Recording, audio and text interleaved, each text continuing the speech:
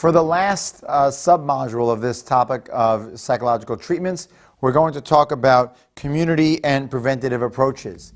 In this area, we understand that behavior is really a adaptation of resources and circumstances.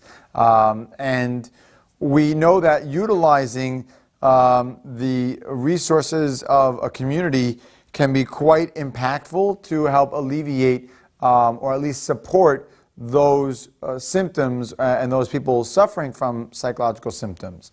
So in order to understand the person, we really need to look at them in the context of their community, in the context of their family, in the context of their larger society.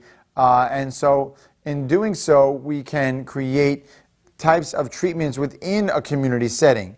So a person might go to a community group. They may go to a support group that addresses the particular problem area that a person is facing.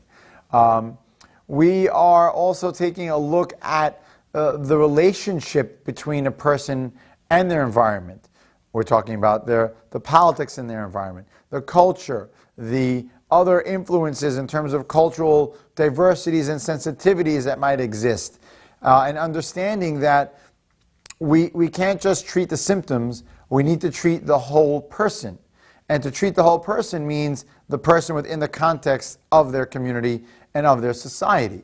So the emphasis in these particular areas is on strengths and competencies. So the ability for them to depend on their intelligence strengths, maybe their creative strengths, maybe their interpersonal strengths. It could be their strengths are in terms of their empathy.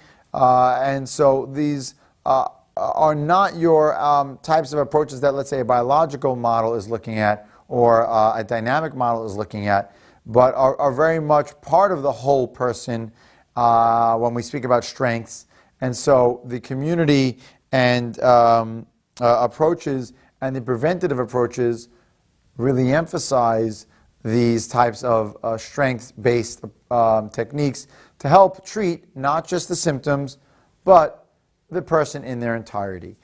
Research has shown that for various, for particular conditions, these community types treatments are very effective. Certain things like Alcoholics Anonymous or Narcotics Anonymous or other Addictions Anonymous are types of community-oriented treatments. Support groups for parents of children going through disorders is another example. Spousal support groups is another example. So all of these are kind of community-oriented treatments, and they're aimed also at preventative measures, not just reactionary measures, but how to prevent the person in the context of their community from falling to their symptoms once again.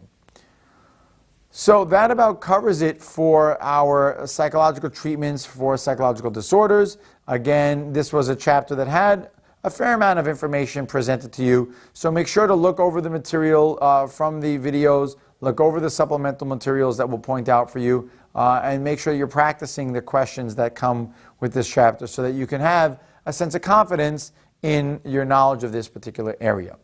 All right, we'll see you over at the next module.